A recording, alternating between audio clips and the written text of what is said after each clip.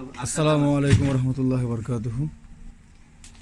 এটা আমাদের অত্যন্ত প্রাচীন যেই সংস্কৃতি গেসা যে সম্পদগুলো আমাদের থেকে হারিয়ে যাচ্ছে, তো ওনারা ধরে রাখতেছে। তো আপনার এগুলি সম্পর্কে কিছু বলার থাকলে বলেন না।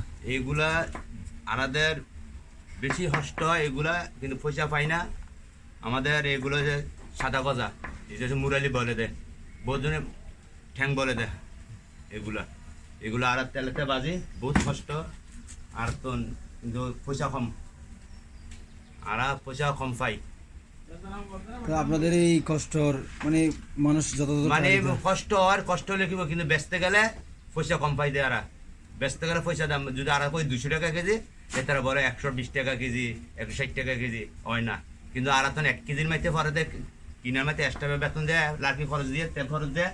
1 কেজি মালের দাম পরে দেয় 140 টাকা। ধন্যবাদ আপনাকে। 140 টাকা পরে দেয় কেজিতে, বেচবো কি?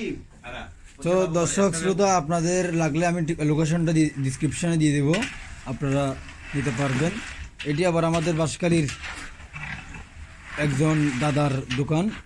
এটা হচ্ছে লোকেশন হচ্ছে এই কারখানা আপনি খোঁজ পাবেন, আসাদগঞ্জ আসলেই পাবেন ইনশাল্লাহ। আসসালামু আলাইকুম।